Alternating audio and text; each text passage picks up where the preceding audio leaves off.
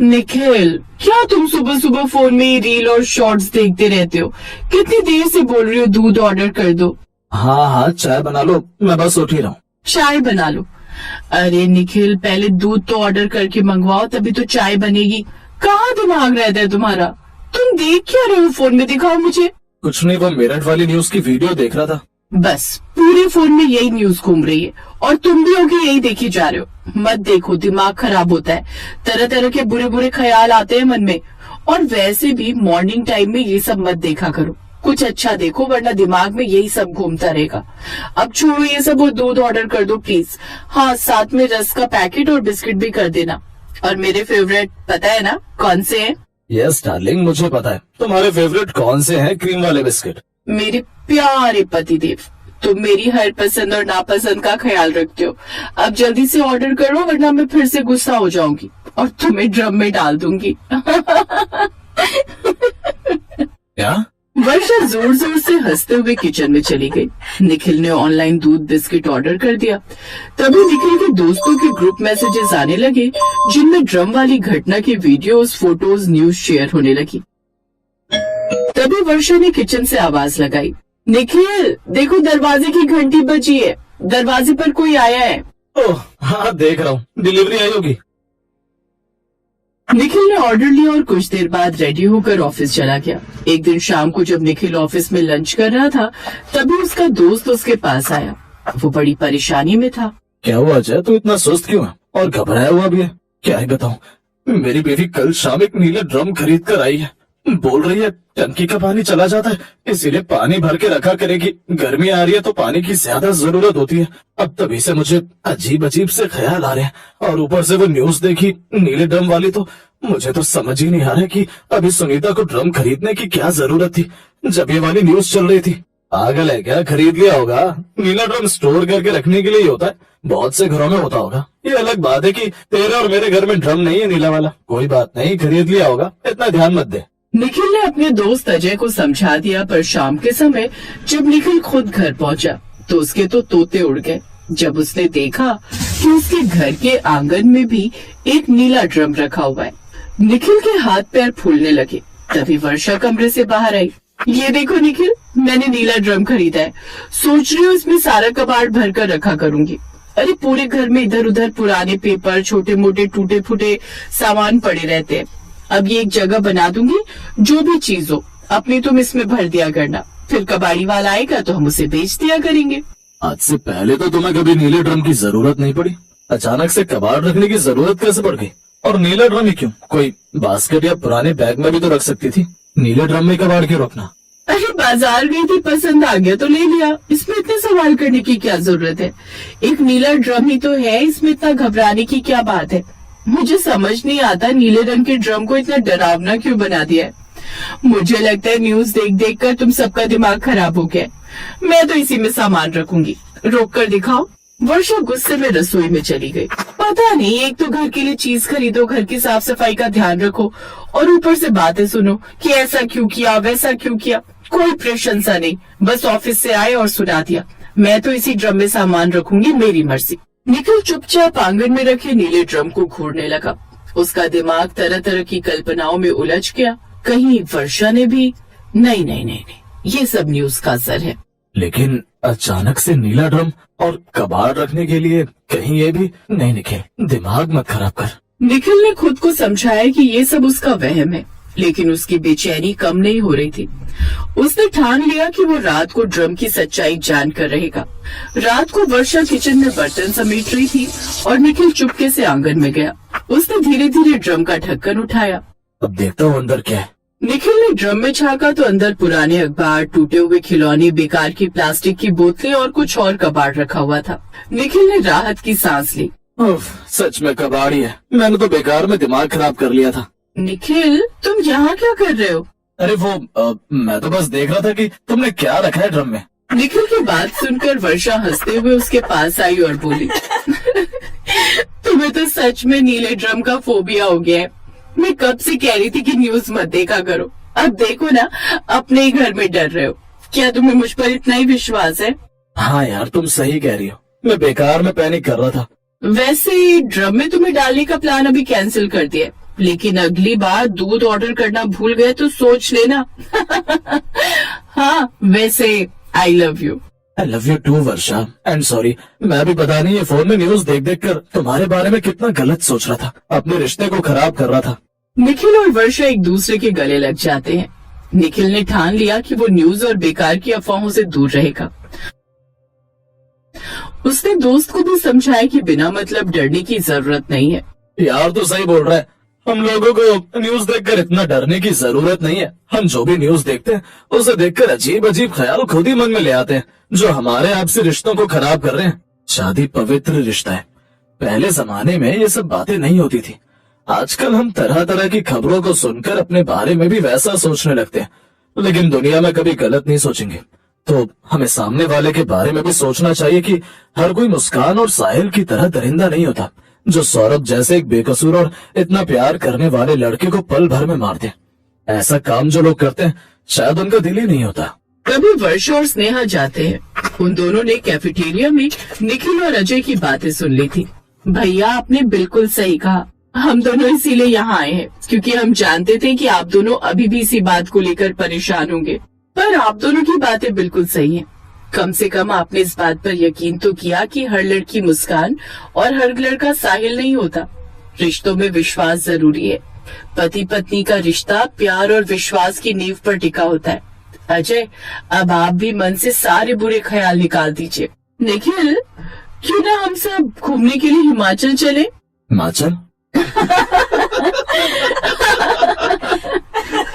हिमाचल घूमने का नाम सुनकर चारों जोर से हंस पड़ते हैं।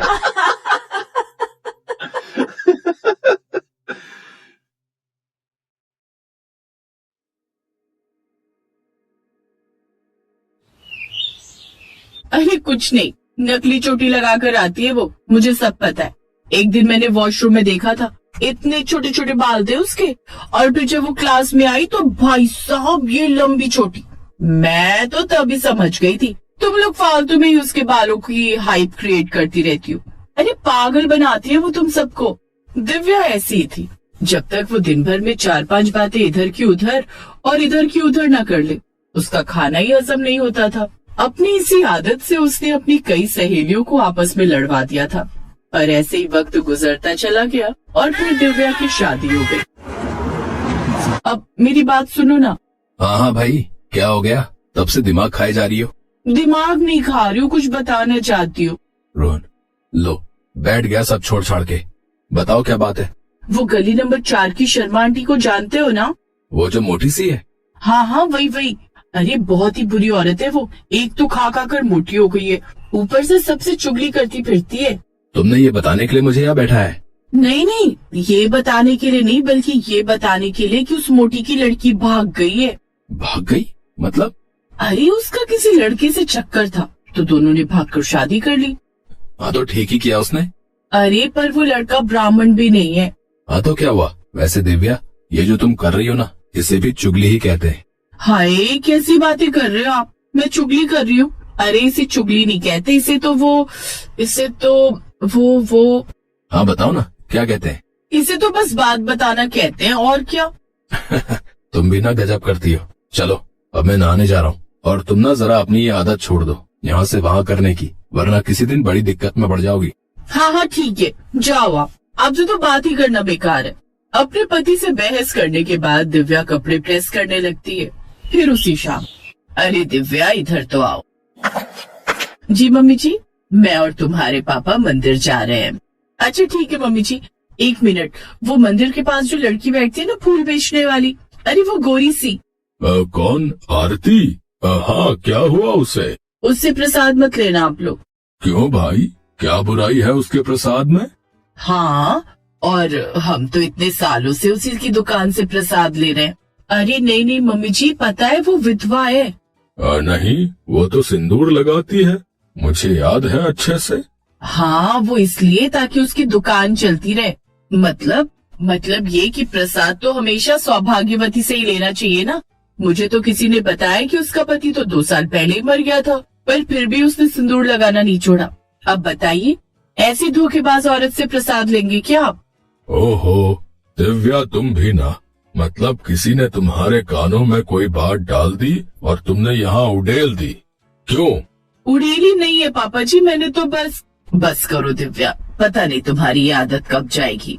ये कहकर महेश और रीना मंदिर के लिए निकल गए। उधर दिव्या धीरे से बड़बड़ाने लगी।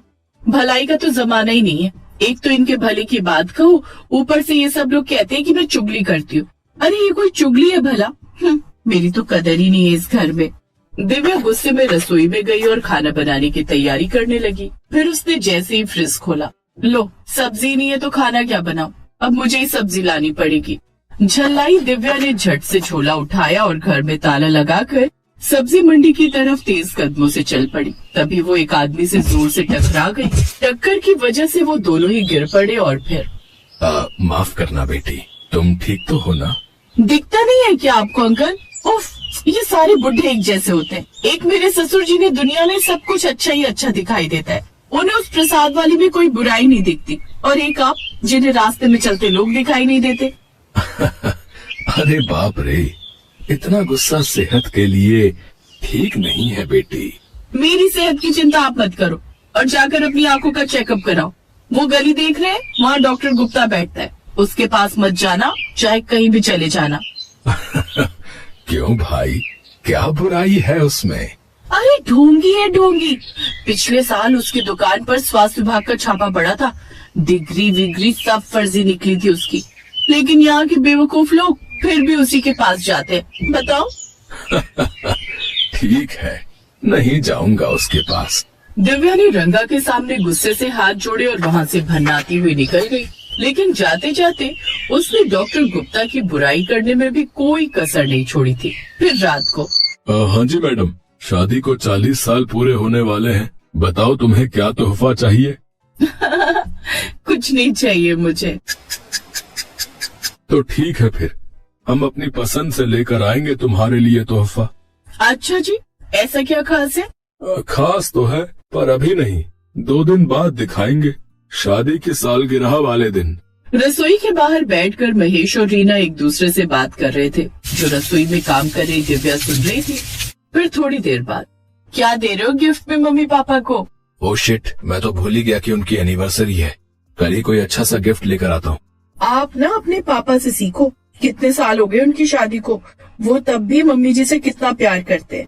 मतलब तुम कहना क्या चाहती हो? अरे फर्स्ट एनिवर्सरी पर मैंने तुम्हें सोने की अंगूठी दी थी। हाँ तो इतना बड़ा गिफ्ट भी नहीं ले आए थे तुम मेरे लिए। दिव्या को ये भी नहीं पता था कि उसके ससुर उसकी सास को क्या गिफ्ट देने वाले हैं, पर वो उससे पहले ही अपने पति से भिड़ गई। लड़ाई हुई तो दिव्या गुस्सा होकर घर से बाहर पार्क में जाकर बैठ गई और वहीं बेंच पर एक पुराने से कपड़ों में एक लड़की बैठी रो रही थी, जिसे देखकर दिव्या ने अपना गुस्सा कुछ कम किया और उससे पूछा, तुम कौन हो और ऐसे रो क्यों रही हो? कुछ नहीं दीदी, बस ऐसे ही। अरे बताओ भी। दीदी मेरा नाम महिमा है और मैं गली नंबर 5 पे रहती हूँ। वहाँ मेरा ससुराल है, पर मेरे ससुराल वाले बहुत खराब है। मैं दिन भर काम करती हूँ लेकिन किसी को मेरी कदर ही नहीं है। हाँ बहन, बस यही हालत मेरी भी है। अरे मेरी एक सहेली है, उसकी किस्मत पता है कितनी अच्छी है कि। दिव्या महिमा को अपनी सहेली की बात बताने लगी और महिमा भी बहुत चाव से सुनने लगी। अगले दिन वो फिर मिली। अच्छा महिमा, मैं चलती हूँ, आज ना मेरे सास ससुर की शादी की सालगिरह, बड़ी तैयारी कर दी है। बड़े लकी हैं आपके सास ससुर, जो ने आप जैसी प्यारी बहू मिली। जाओ आप दीदी, हम कल मिलते हैं। अपनी तारीफ सुनकर दिव्या फूली नहीं समा रही थी। उधर शाम को घर पर केक कटा और फिर लो जी रीना जी, आज मैं आपको ऐसा तोहफा देने वाला हूँ जो आपका बरसों का सपना था। ये लो। है इतना प्यारा हार, क्या ये? हाँ, पूरे 11 तोले का है, 9 लखा। यही चाहती थी ना आप? 9 लखा हार देखकर दिव्या की आंखें फटी रह गई। उस रात दिव्या ने अपने पति से 9 लखे हार पर फिर लड़ाई कर ली और फिर अगले दिन वो फिर जाकर महिमा से मिली और उससे चुगली करने बैठ गई। एक हफ्ते बाद जब दिव्या महिमा से मिलने आई तो महिमा उसे कहीं नहीं मिली। अपनी चुगली पार्टनर को ना देखकर वो उदास हो गई और घर आ गई। लेकिन जैसे ही वो घर पहुंची वहाँ तो कोहराम मचा हुआ था। अरे ऐसे कैसे खो गया है? अरे भगवान, 1 हफ्ता भी नहीं हुआ है अभी तक, पूरे 9 लाख का था वो। माँ याद करो माँ, कहाँ रखा था? अरे उसी जगह रखा था, जूते की रैक के पीछे बनी छुपी दराज में। पापा कहीं हार चोरी तो नहीं हो गया ना? अरे ऐसा कैसे चोरी हो जाएगा? पहली बात तो हम चारों के अलावा उस दराज के बारे में किसी को पता नहीं है, और दूसरा चोर आएगा तो कुछ और भी तो चुराएगा ना। अरे सब ऐसे ही रखा है, कुछ चोरी नहीं हुआ उस 9 लखा हार के सिवाय। इतना सुनते ही दिव्या वहीं अपना माथा पकड़कर बैठ गई। आपके पति आपसे बहुत प्यार करते होंगे ना दीदी? अरे हाँ, 1 नंबर के कंजूस पति हैं। पता है मेरे ससुर ने 40 सालों बाद मेरी सास को 9 लखा हार दिया है, सोचो। अरे वाह, ये तो बहुत बड़ी बात है। पर दीदी आगे जाकर तो वो हार आपका ही होगा ना? क्या बात कर रही हो दीदी, उस हार को आपने छूकर भी नहीं देखा क्या? कहाँ यार, वो हमारे घर में एक छुपी हुई दराज है जूते स्टैंड के पीछे। उसकी एक ही चाबी है जो सास हमेशा अपने पास रखती है। मुझे तो कभी फटकने भी नहीं देती उस रैक के पास। दिव्या को अपनी गलती का एहसास हो गया था। वो समझ गई थी कि उसने अपनी चुगली की आदत से अपने ही पैर पर कुल्हाड़ी मार ली थी। अब ना तो वो हार उसकी सास का था और ना उसका। पर हिम्मत करके उसने अपने घर वालों को सारी बात बताई और फिर पुलिस को, और किस्मत से हुलिये के आधार पर पुलिस ने महिमा और एक आदमी को पकड़कर हार बरामद कर लिया। आप तो वही अंकल है ना?